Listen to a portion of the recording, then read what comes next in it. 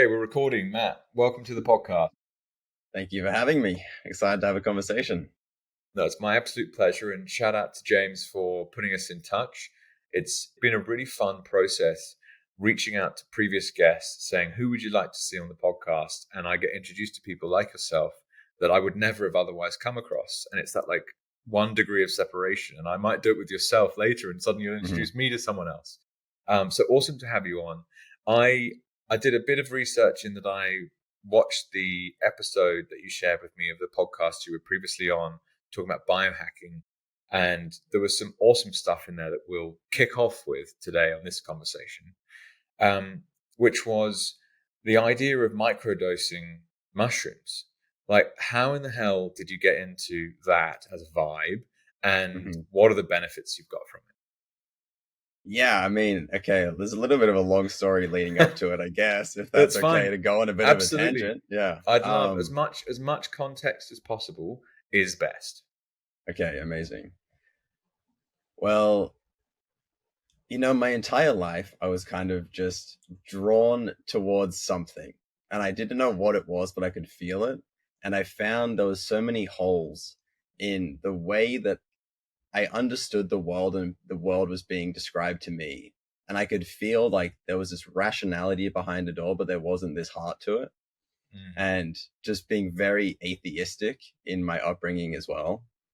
And once I started to like get into my late teens, I became, there's like teenage angst, that people talk about. It was more like existential dread to some degree, where it was like, every possibility that I could see in front of me as a path to walk, I just knew wasn't the way.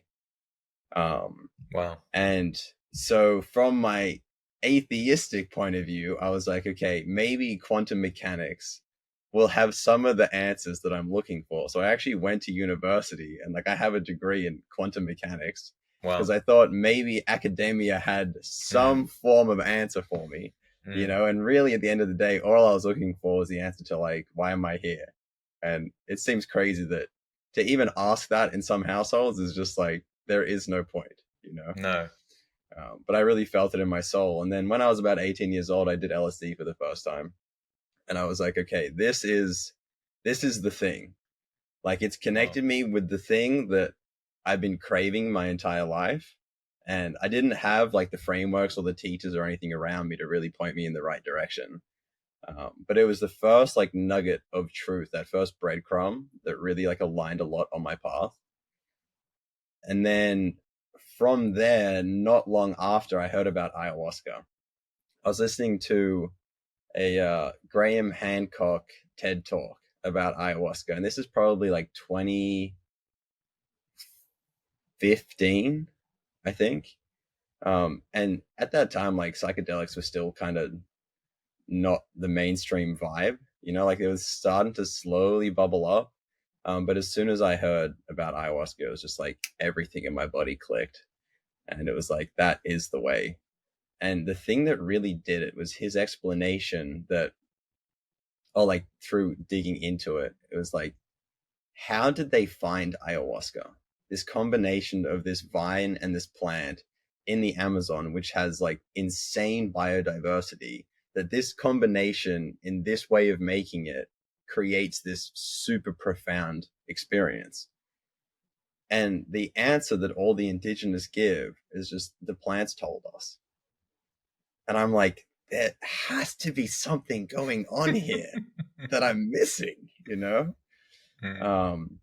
So as soon as I finished university, I flew out to South America and I went and lived out in the jungle for 3 months, working with jaguars. And I was like walking them on leashes in a rehabilitation sanctuary. Wow. And then I ended up going and living with the indigenous and drinking medicine, and just everything just aligned from that point on in my life forward.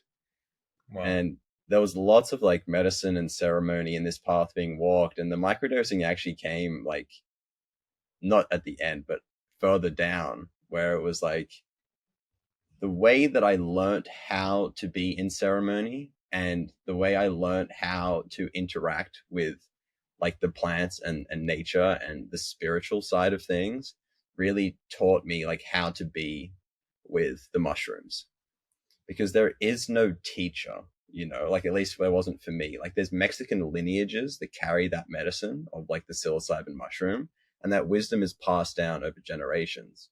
And just as an example, like the lineage that I work with, ayahuasca, they're an unbroken lineage, a family bloodline that goes back to the Incas. So like when you think about how to fine tune and like become masterful of like how to do healing with this, they've done like every trial and error experiment you could ever think of. So when they get down to like now from that bloodline, there's so much intelligence there. And then I tried to basically bring that into the world of microdosing. Well, about a ton of questions come out of all of that. I love, which way do I go? So, okay, ayahuasca. I love the idea that the answer to like, how do they figure it out was the plants told us. And even that insight is huge, because what do you mean? That's not possible. It must have been a scientific study where they've got a peer-reviewed journal. You know what I mean? Like that academic world is just, it's completely computer says no when it comes to intuitive decision making like that. And I'm intrigued as to whether or not you've come across other situations like that. But equally, like, what is an ayahuasca ceremony actually like? It's not something I've personally done. So if you could take me back to that moment when you're, living with the Indigenous for the first time, actually doing this stuff. I mean, how I would approach it now is very different to how I did as a rogue 22-year-old going into the jungle. Yeah, fair enough. Okay, maybe you could give me like the most rogue version and then like what it would be like now. Okay, yeah. So I went out there with no connections to anything. And I really I knew that it would appear when it was meant to, and it just came through a recommendation and from someone that I met while traveling. And I didn't speak really any Spanish. And they spoke almost no Spanish as well. They spoke Shipibo. They're native out there, So I flew into Iquitos, which is the largest city in the world not accessible by road. So there's like almost 1 million people out there. And the whole place is just like tuk-tuks and motorbikes because they can't get cars there.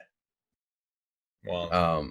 So I end up in Iquitos. I go to the edge of Iquitos in a tuk-tuk. I get in a boat. They take me 3 hours upriver, and then I hike an hour into the jungle. Then I'm in the center. And I have no idea about ceremony. I have no idea what I'm meant to be doing. I don't speak any Spanish. They hardly speak any Spanish. So there's no communication happening. Whoa. And they're kind of just pointing me like, gringo, go here, gringo, go there.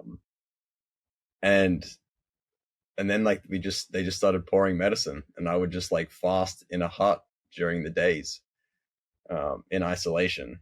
And it was no electricity, no power, no Wi-Fi, nothing like that, right? It's just rogue. Wow. And now the way that, I approach it, it's like I have a very good understanding of how the ceremonies take place. I have a very big network of like curanderos like in the family lineage that I work with. And like, we go to like very nice events and like book out beautiful centers, and there's really nice meals prepared and everything's very orchestrated. Wow. Yeah, that's chalk and cheese, isn't it? Holy shit. So it's the kind of thing, it's like, don't tell mum. It's like I'm getting the tuk-tuk to the very edge of town and going as far away as possible from where I should probably be. And so how did you know? Obviously, you just had to have faith that what they were giving you was what you needed to take. And so how long, like it's like a 12-hour process or 18 hours? Like what actually happens? Yeah, I mean, realistically, it's like a 4 to 6 hour experience. Okay. But it can kind of like linger for longer than that, like sort of sparkle. Like you stay kind of in that spirit realm to some degree. But to be honest, I was at a point in my life, and I think everyone to some degree hits a limit of like, I don't like what I'm doing. I need to make a change. I need to find the path that I'm meant to be walking. And I just think I hit that really young for whatever reason. And I was like, I wasn't like suicidal by any means, but like I was more or less like ready to die for the wisdom that I was seeking. So I wouldn't recommend approaching it like that. That's just what I Mm. did. But the But that's ceremonies are cool. like, I mean, that's massive. To even state that, like, what? So, explain what you mean by that. That you were ready to die for the wisdom that you were searching for. yeah, well, okay, so like, I grew up in Sydney, and middle class family, everything was like pretty good, home was pretty good. I just never found like my thing. And I like always had this like very strong intuition as to like how I approach the world, but there was never a framework to place that in. Like as a physicist, you look at the world, even like a difference between classical physics and quantum physics.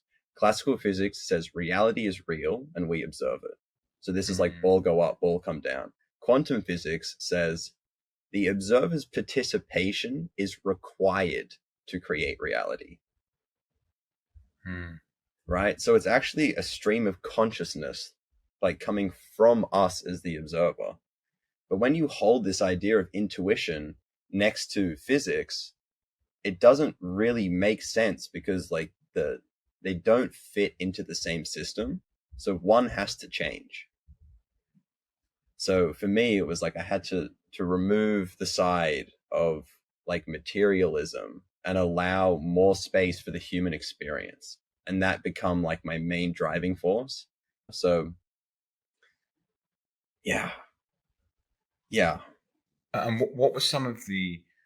It sounds almost like everyone, the journey they go on is through the ups, the downs, the twists you don't expect to happen. What were some of the hardest moments that you remember by taking that approach? I mean, like a big piece, especially just from like the scientific perspective, right? And this is like the difference. My perspective now is direct experience is everything. Like it is king. Like you don't know anything unless you have direct experience. You can go and Mm. read 10 books about ayahuasca, but if you don't like participate in the ceremony, you'll never understand what that means. And I would say that is true to almost everything. Direct experience is the thing, and the human experience is the thing, and everything else kind of just fills in around it. So when we have this perspective of like physics, there's no room for the human experience. There's no room for emotion, right? And it also, in its very nature, it tries to cut everything and isolate everything.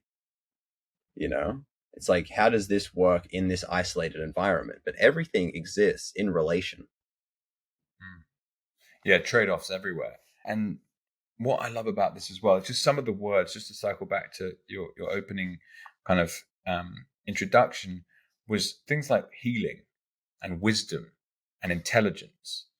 And I'd love to uncover what you mean by that, because in some ways there'll be, okay, so I grew up in and around London. I'll have friends sitting in a pub there who will think that going and doing ayahuasca in South America is for a bunch of nut jobs that don't do fucking anything all day long. You know what I mean? Like, and you'll have mates in Sydney that are similar. It just Mm-hmm. like completely, that is bullshit. But like wisdom, healing, intelligence, they're very, very important things. So Mm-hmm. if you embark on a journey of I mean, this is specifically ayahuasca I'm asking about here, but I guess it's more of like the healing journey itself. Like if you meet someone from a lineage back to the Incas that are healers that have been trialing different things in different ways over every single generation, like what are you tapping into there in terms of wisdom and in terms of intelligence? Yeah. I think a big piece to healing is like there's so much fluff around healing now as well, just in like the holistic space kind of opening up. But really, at the end of the day, healing is becoming more of who you are and having the ability to do what you want to do. And we all have these like invisible tethers almost pulling us, like the shoulds of society and the shoulds of our parents and the conditioning and the programming that we've been raised with. And whether you like it or not, you're being drawn by them. And for me, like healing isn't necessarily about like overcoming symptoms, right? Like it's about regaining your free will and your sovereignty to make choices that are for you, and although the symptoms arise, like this idea of healing, like to heal is to be sick, and it's not necessarily true. It's like as I heal, I get more clear, and like clarity affects everything. And I guess one of the things that the Incas say as well, like they have 4 laws. It's family, community, work, and ceremony. And your work must benefit your community, but the most important is ceremony. And you go, I would think it's family. You know what I mean?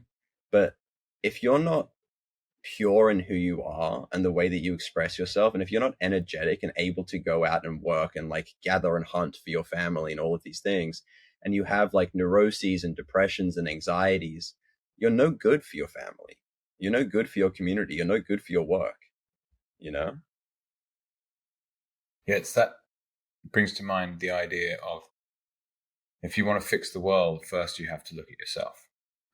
And it's often not what people want to do, right? No, all you can do is look at yourself. That's true, absolutely, isn't it? Wow. Like try fix someone else. I'm just thinking, actually, Matt, I need to pull up my phone. So my current screensaver, why is it not there? It's supposed to say what you want, right? Just to remind myself, like, just cut all the bullshit out and just focus on what you want.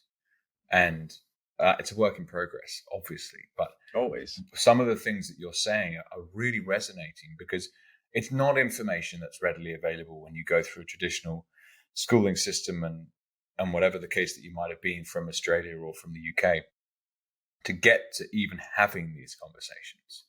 And so what I'd love to understand a bit more then, Matt, so the 22-year-old hero that just like threw himself in the deep end, a number of years have gone by since then.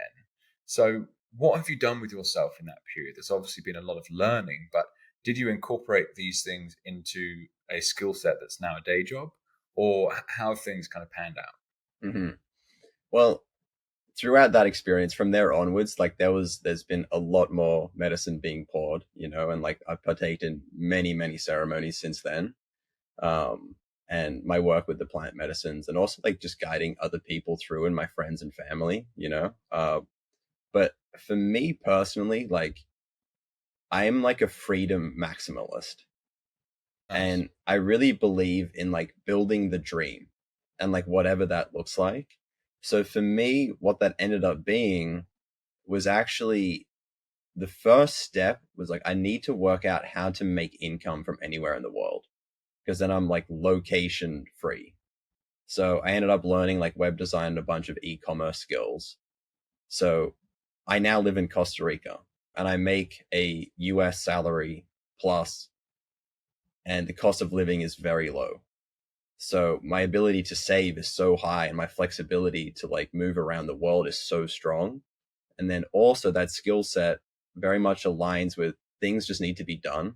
I kind of go into companies almost like an entrepreneur and like fix marketing funnels. And then that way I can also choose who I want to work with. So I have like the who, like the where, and then the when is also things just need to be done. And like I'm in my time zone, and if they get done, they're done. So that's like opened the entire world for me. Cool. And there's something so powerful in that, isn't there? Of the location dependence. I've been working on a vision, something to set like a proper 10 years long. Okay, this is what I'm working towards. And part of that is the freedom to go where I want when I want, freedom to work on what I want when I want, freedom to spend what I want when I want, and the freedom to say what I want. And the location bit that you've just touched on is a big part of that. Like, well, if you were tied into a job that gave you 22 days holiday a year in a physical location, like what? That's not freedom, right? No. You're stuck in a world in which you have no ability to go anywhere or do anything. And I just, to echo your point, I knew I couldn't do that. Many years ago, I started making decisions to get out of that particular world, and it's taken 10 years, frankly, of like trying to figure out how to actually do it. And so teach me. I'm actually not far away in that I'm in Mexico at the moment, traveling with my family. What's life in Costa Rica like? Oh, it's amazing. I love it. Yeah, I've been there for awesome. all Is 3 years. James there with you at the moment? He just moved. He's now my neighbor. Yeah, cool. No way. Nice. Shout out, James. Awesome. Yeah, absolutely. And Yeah, so to someone who's never been to Costa Rica before, like mhm. living as a digital nomad, I guess is one way of describing that. What's it like? I love it. And one of the reasons that I love it is it's kind of got this nice balance of like Western influence and then like very authentic roots. So it's very easy to live there. You know, you can still go to Costco if you want to, and like you can still do all the things that kind of like Americans would want. You can also drink the tap water and just like a few little pieces that go a long way. Mm, Um, but the slogan of the country is Pura Vida, right? It's like the pure life. And the way that they construct their culture, or their culture is constructed, it's always family first and then business. You know, it's like if you meet someone and you want to do business with them, it's always, how's the family? Always. interesting. Whereas in the West, we're so quick to be like greedy, you know, and like, how can I get what I want out of you and just move on? And everyone's so money focused. And it's really nice living in a country where I work like a Westerner, you know, and then as soon as I walk outside, it's peace. And it goes a long way. And then also, I'm very much like a Bitcoin maximalist. And the integration of Bitcoin into Costa Rica is arguably like the best in the world, maybe outside of El Salvador. Wow. So I And pay my, let's follow that. So yeah, go on. So what does that actually mean on a day-to-day basis in terms of using Bitcoin? yeah, I mean, you know, I'm in a position where a lot of my salary is in Bitcoin, and I can pay my rent in Bitcoin. I can pay my groceries in Bitcoin. I can buy my furniture in Bitcoin. I'm almost on a Bitcoin standard. My need to interact with banks and fiat money in general is very, very small. Interesting. I'd actually describe that as a Bitcoin standard already. Like Mhm. in my view, like a Bitcoin standard is when Bitcoin is your savings base case, and you can use it as and when you choose to. Inevitably, there'll be some services where you just can't use Bitcoin. You can't use your air miles with Bitcoin or something. You know what I mean? There's always going to be Mhm. some form of quasi money that exists. That's like, no, this is our special little system. You buy a ticket to go to the Australian Open and you walk around with a fucking wrist card because that's how you pay for shit Mhm. or something like that. Epic. Yeah, nice. And a big thrust of this podcast is Bitcoin. Like it comes up all the time as the most incredible investment you could possibly make. But one of the things that's often criticized for is its ability to fulfill the medium of exchange feature of money. But you've just described very well that that's not the case. And so, what does it mean then in terms of Costa Rica? So the government there, they're not anti-Bitcoin, or the financial system is such that they'll just never catch up, and everyone's already using Bitcoin. So what are they going to do about it? Yeah, I mean, they're definitely not anti Bitcoin, but to some degree, what happened was like during COVID, there was so many people from the US and Canada who wanted to make their exit, and they ended up in Costa Rica, and they were all the people who were holding all the Bitcoin, you Mm, know? And they were like, well, we want to use this. So they literally just created all the technology and the companies and the third parties to just make it accessible. mhm. So one of the beautiful things is like the Bitcoin jungle down there is an app. And if you are the merchant and I'm buying something from you, I can send Bitcoin and you receive dollars or colones. So they don't even need to be connected to the network, but that like exchange is there. Interesting. So that's almost like a fiat Rails app that enables people that haven't yet adopted Bitcoin to happily use it. Yes, exactly. Interesting. Yeah, it's kind of like the business that Parker Lewis is building called Zaprite, that's helping people take funds in fiat if they choose to, but also charge customers in Bitcoin. And I used it literally just today for a product. You're like, oh, that's so cool, isn't it? It's like you could just pay using like almost a Stripe type feature where you put your credit card in and boom, off you go, or use Apple Pay, but actually go this way and you can use Bitcoin. It's one of the things that gives me such confidence that the future is already here, essentially. People just haven't quite yet realized it. And okay, so Matt, so here's a question for you. I am currently tax domiciled in Australia. So my wife is Aussie. I've spent the last 5 years living in Australia.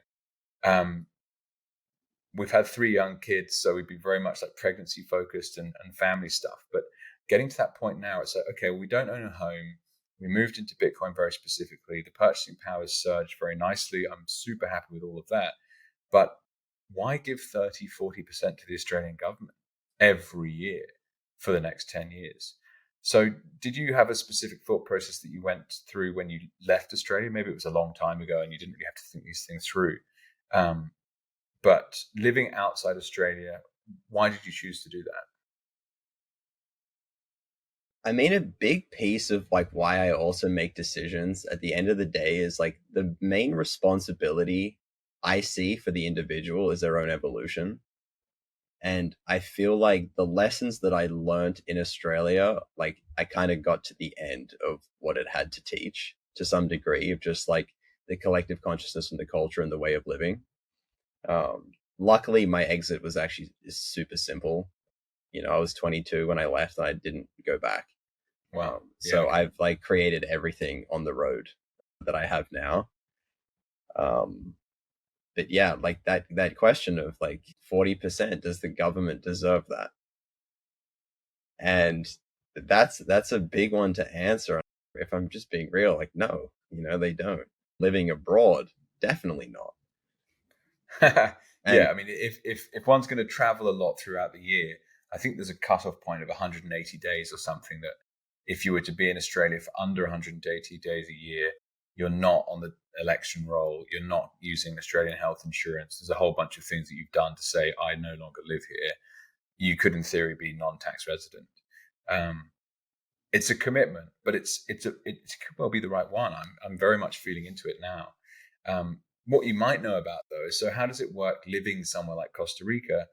Is there visas, and are you paying like local taxes, or you just do it all internationally and just kind of cruise around wherever you feel like? I mean, I mostly cruise around, just doing wherever I like the wind takes me to some degree. Awesome. But Costa Rica is very easy, where you can get a 6-month tourist visa, like instantly. And you can leave for 1 day and get another 6 months and come back in. Wow. But I leave so frequently, I'm always flying around doing different things, that I never have to like do a border run. And just like home base is Costa Rica, and I've never had an issue, you know. Interesting. And because none of my income is domestic, it doesn't actually matter. Yes. Okay, nice. Cool. What a great setup you're building for yourself, Matt. So an area that I wanted to talk to you about that came up in the podcast episode you kindly shared with me was the idea of trauma. And first of all, I'd love to understand, like for the audience out there, like what is your definition of trauma, if there was one? And then through some of these psychedelics, etc., you've been playing around with, playing is probably the wrong word, like actively using, how does it help with trauma? Yeah, I think trauma really is, it could just like build on that idea of like those invisible leashes to some degree that get placed on us. And like some of them can be very small. We think trauma like a traumatic experience, like a car accident or the loss of a partner or all these things, you know, but it can even be like a memory when you were 6 years old of your father yelling at you, you know. But it's just these little beliefs really that we're running like a program that really don't serve us to where we want to go. And that's really it, you know, like it doesn't have to be this big crazy thing. It's just like, how much free will are you able to express? And every time you like start something new and you feel all of that resistance, can you continue to work through it and like evolve? The feeling that comes to mind, I almost can't say it. It's like, I can't do this. you have an idea, and you're like, oh yeah, I can do that, and then suddenly it's like, no, you can't. Comes straight into your mind and tells and it can be, well, anything a parent said to you before, or a sibling, or just any small thing, couldn't it?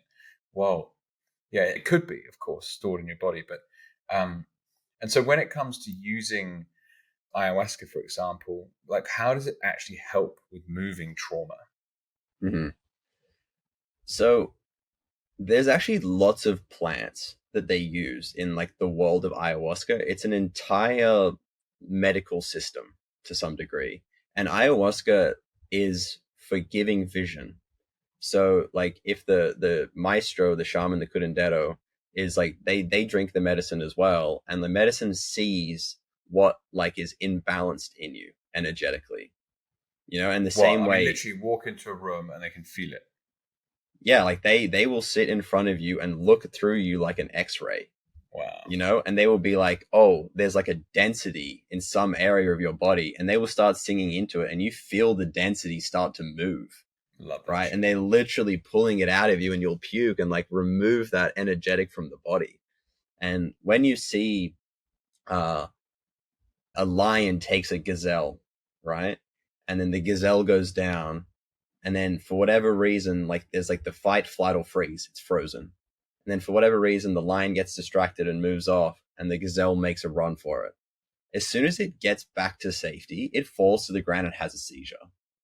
And it is like releasing all that tension, that energy that was like came from that response. And they've actually tracked them in slow motion. And the micro movements they make are actually like the movements of fleeing.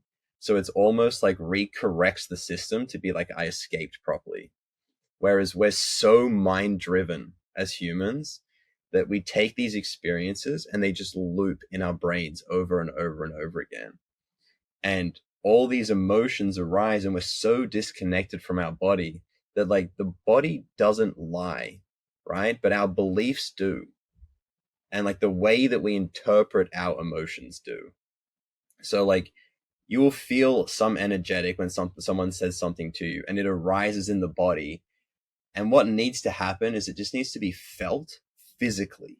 Like, what is the sensation in my body? Okay, my body has communicated to me, release.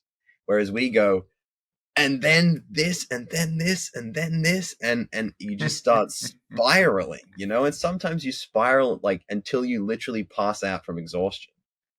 Right? And all that's required is actually just coming back to the body and allowing the nervous system to settle and reset like the gazelle. Such an interesting example you used there, because I had a chiropractor in Melbourne, Simon, shout out to Simon, who was talking me through, typical symptoms be like IBS, right? Why is your digestive system all over the place? And he's like, well, think about it. Like the lion and the gazelle, like what's the first thing that the gazelle does when the lion starts chasing it? Well, it shits itself. When you're in a state of fight or flight, there is not any energy in the body to digest. That is the first thing that it doesn't need to do. So it stops doing it and just gets rid of it all. And it's so true, isn't it? That idea that the physical process of like throwing off the emotion actually clears it, whereas we just hold it all inside ourselves. I've done some really interesting work on myself the last couple of years about emotions specifically, and trying to recognize that it's okay to have emotions. Ultimately, they are our responsibility, no one else's. But like simple things like going and screaming into a pillow is actually really freaking helpful, especially with like tiny kids that come and like chomp at your ankles, seemingly the most annoying times. You like kick them off. Like, it's actually just go and scream in the pillow. It's kind of similar to what you're describing. Do you have any? I just puke in a bucket. Yeah. So when you do this ayahuasca ceremony, I'm very intrigued. It's something I think I have to do at some point. Is it something that you do once a year as like a kind of purging process? Like you might do like a water fast for like 7 or 8 days once a year. Yeah, I mean, a lot of people come to the medicine for a lot of different reasons. They come because they want to like mend a relationship that's bothering them, and maybe they can't do it with the external person, so like it helps them process that. And some people come and like they have maybe some like depressions and anxieties, and they like just get more clarity and like do the healing work of like sort of cutting those tethers and like removing the beliefs that no longer serve them, and like the habits and actions that they're doing, they get more like clarity on, more perspective of why they may be doing it, and then like from there make a change rather than using force. But then there's others who I would put myself in this camp who really want to learn like this way and like the depths of reality and consciousness, and there's really no end to it, you know. Like the top of my lineage, like the Grand Poobah Dumbledore, he drinks 5 nights a week. They drink 300 nights a year. Wow. So you really, it just depends on what you're trying to get out of the medicine to some degree, but very quickly you realize that it's a way of life, like learning how to be better and learning how to clean. It isn't this one-off experience. Wow, that was amazing, I'm healed. You know, like we're constantly evolving as individuals, and every time you go back to the medicine, you just get a little bit more clarity. Yeah, so that resonates very strongly. Like you can't just click your buttons and heal. Obviously, it takes a lot of work and some dead ends, right? You do certain things for a certain period of time, like that was actually a complete waste of time. But somehow in the work, you can get better, essentially. And so another area that I was keen to get more of an understanding around is then microdosing. So if you're microdosing, like what is that? And I heard you mention that you've done it for a full 365-day period every single day. It's like incredibly disciplined to do that. How does it make you feel, and what are some of the benefits from it? Okay, so just slight correction: not every single day, 5 days a week. Okay, you need to take rest days, because we build tolerance very rapidly to the psychedelic medicines, basically all of them. The only one that you don't develop tolerance to is actually ayahuasca, and it gets stronger the more you do it. Wow. So yeah, it's like there's the perspective of, which is like kind of arising now in like the culture of like, take this, feel better.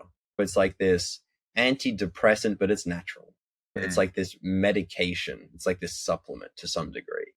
And although it has beneficial effects, that's really not what's happening.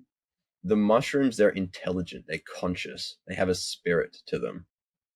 And they help us come back to homeostasis. So if you imagine the brain, right?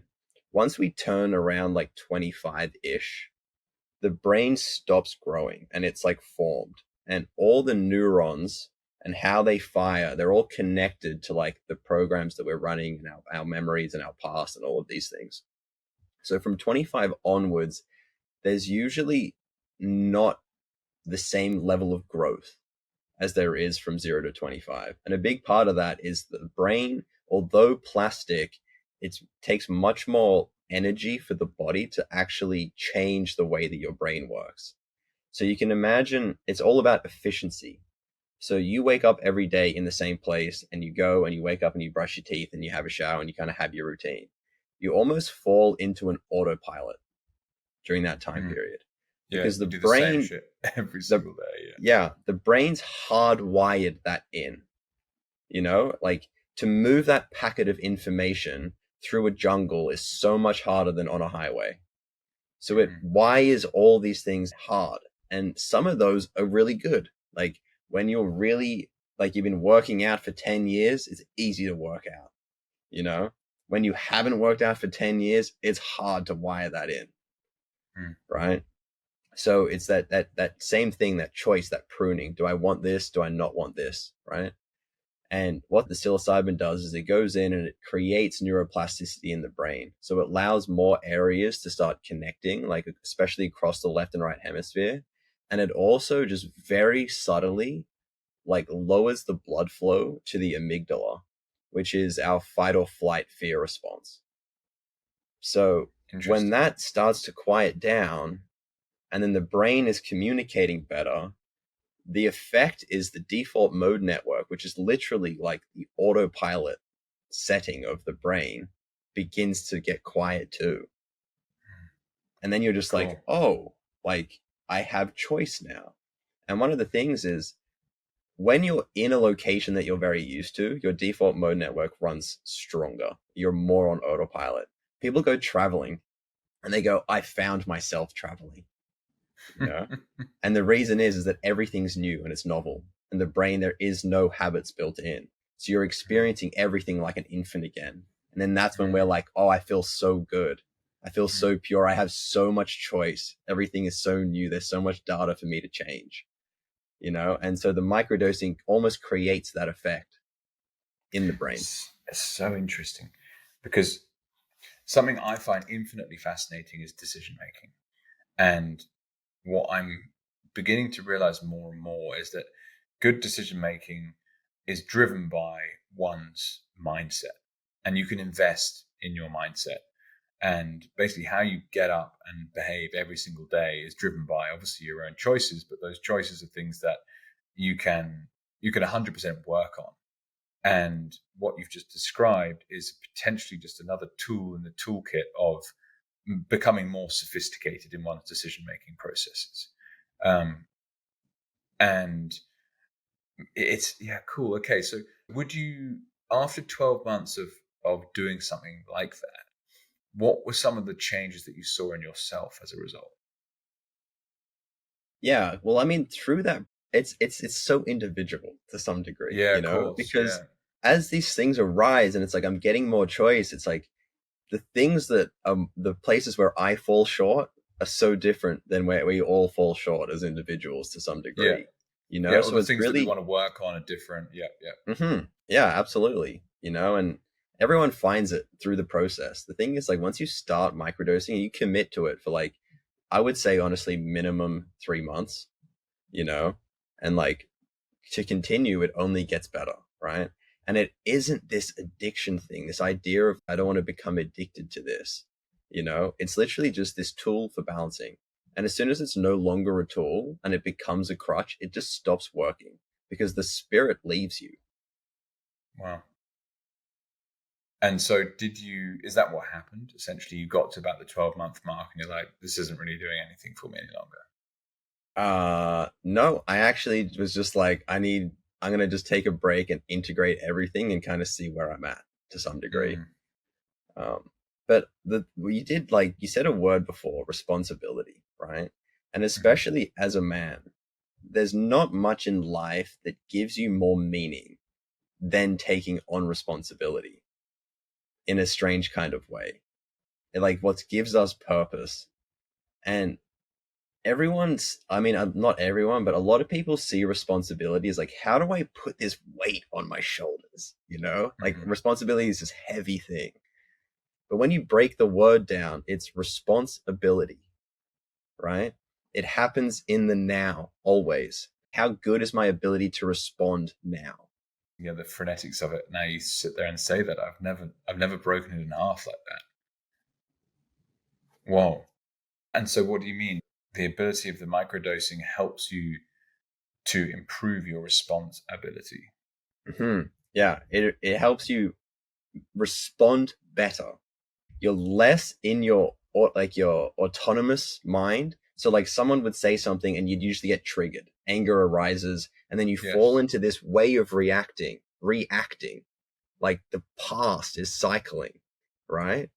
Whereas like we want to like respond, you know, and you can't respond from like a place of automation. You can only react.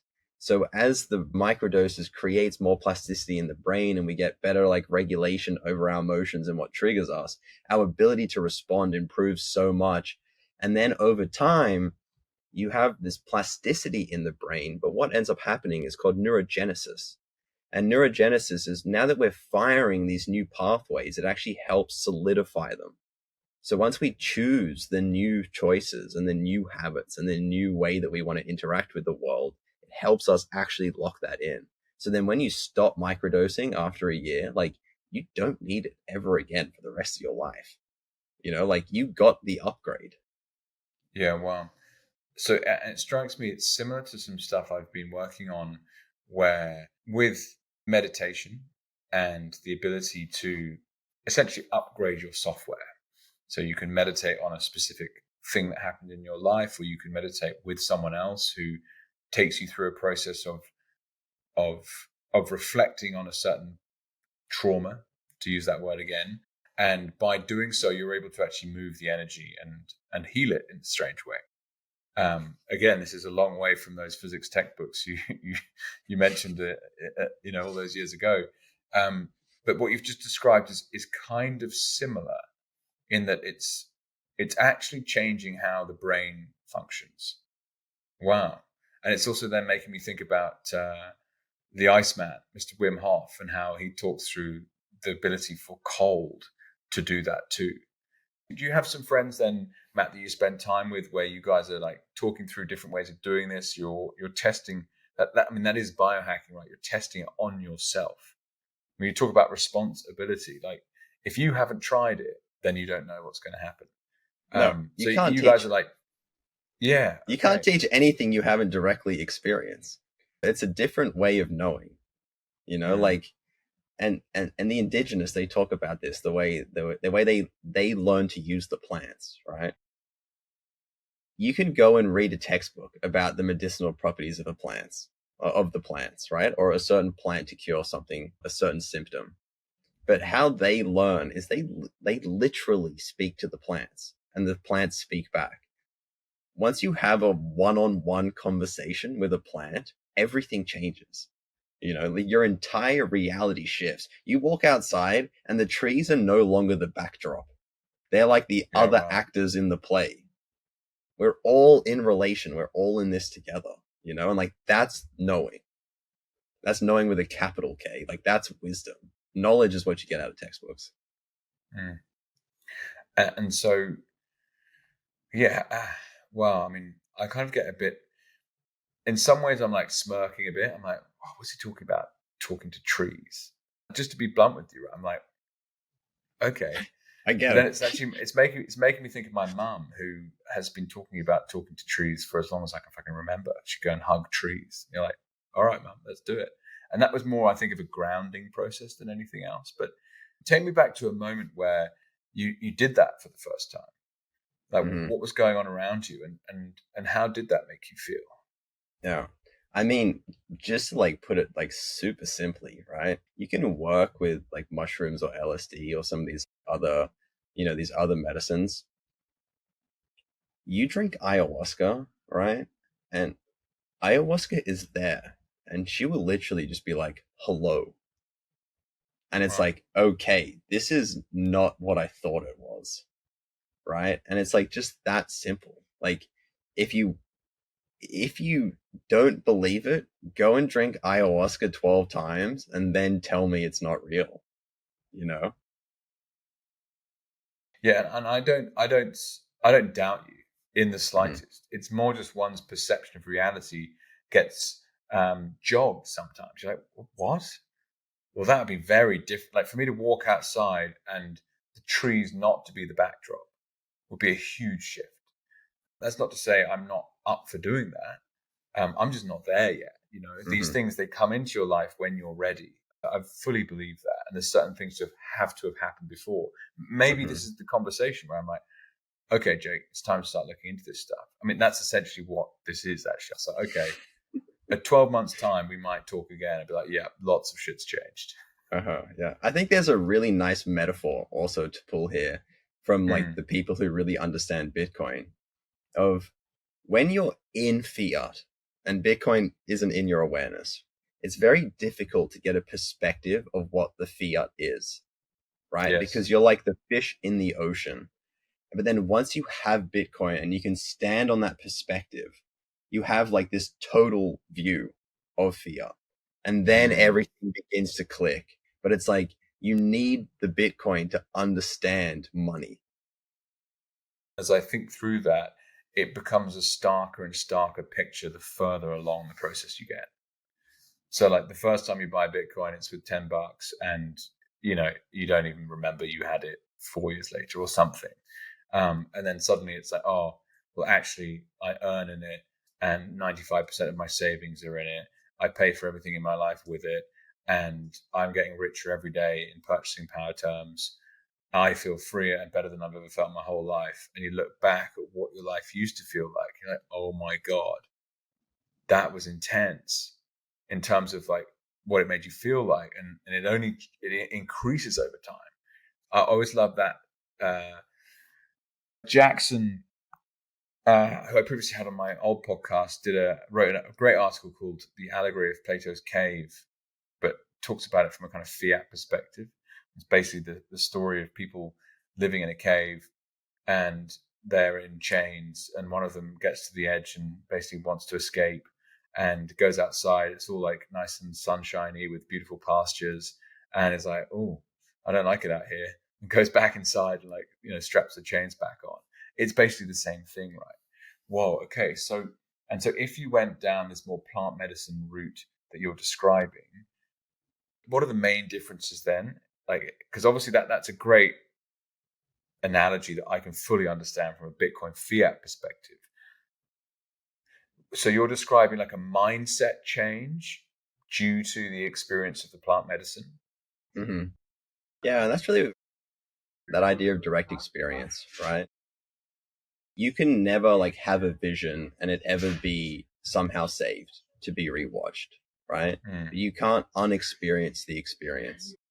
And like once you speak directly with a plant and it communicates to you, and it may not use English, but there's a transmission of information, you can't unexperience that, and then you see more and more as you go, as you do with Bitcoin. Even like pulling from the Lakota tradition of like Canada and South Dakota, it's like the natives, they always like end their prayers with all my relations.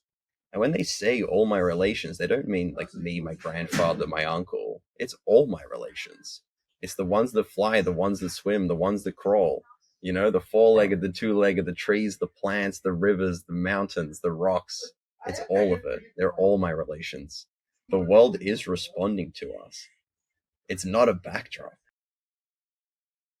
And so why is it then that this information, and let's use actually a word that came up before, wisdom. So some of the stuff you're talking through today, it's the first time I've ever heard it. So like anything, it's like, okay, there's a data point or a touch point. How many times does it take you to go, oh, I think there's a marketing trope that like you've got to have seen a brand 7 times before you buy from it. And it can be from the radio, the TV, the newspaper, on the side of the tube, and on a cereal box or something. I don't know, but this would be kind of point number 1. But I guess this is a lifelong learning process. But where I'm going now with this question is, why is it that it's indigenous wisdom that you have to go and find in order to gain wisdom? That's very different to what the textbook at school would have said. Absolutely. And again, it's just like a different way of knowing. And the way that I see the indigenous is like, it's almost the purity of the human being to some degree. And like, there's evolution from that. But if there was a relatively cataclysmic event that took place on the earth, everyone who's specialized in e-commerce, like myself, is ruined. You know what I mean? But like the natives will survive. They are like eternal. The wisdom that they have acquired and that they live by is the wisdom that allows like humanity to continue indefinitely. Whereas everything we do to some degree is a game. We're like playing out a possibility. So what you mean by that is this idea that like if you put me in the Amazon rainforest, I would last no time at all. Whereas if I was indigenous to the Amazon rainforest, I'd know what I can eat, I know where I can sleep, I know where I could like house my family. The closer relationship to the land that they have. Is that what you're referring to? Or? Yeah, absolutely. Like even like the way they create culture and they like are in relation with each other. Like if you imagine tomorrow that like all the electricity went out across the world, like what are people going to do? No one knows how to grow their own food. Yeah, like it'd go to just absolute chaos. They didn't even have electricity. It makes zero difference to their life. Wow. And like they have lessons from that. Like that is it in some ways, isn't it? Like literally like put me in the jungle, I'm fine. Yeah, they are sovereign. You know what I mean? Like, Yeah. really, they basically are. And it's not that I'm trying to become Indigenous by any mean. Like, I was born the way I was born, and I have Yeah. my path to walk, you know. But there is deep lessons and deep wisdom that they almost run subconsciously. They're not writing textbooks. They just know how to be in the world.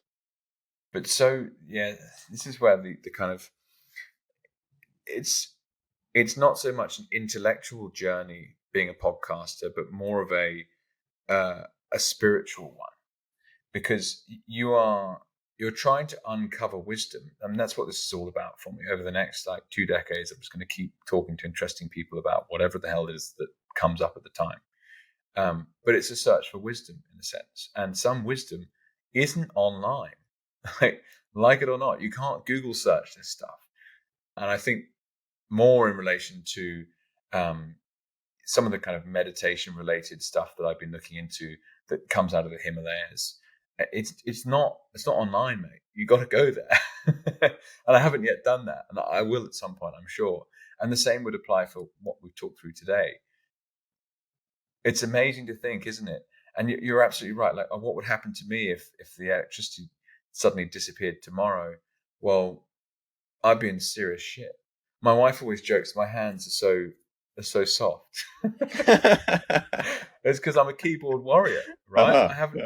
I've been able to make my money that way forever.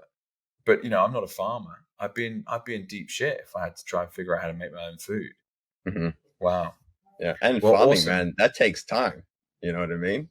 You Yeah, need a exactly. season. You can't just... If you need food tomorrow, man, you're ruined. Yeah, no, and a tractor and some seeds. Oh, there's no electricity, so you wouldn't be able to have the tractor. Who knows? Yeah, that's a whole nother podcast episode. Well, Matt, listen, mate, it's been awesome to spend some time together with you. Thank you so much for joining me on the pod.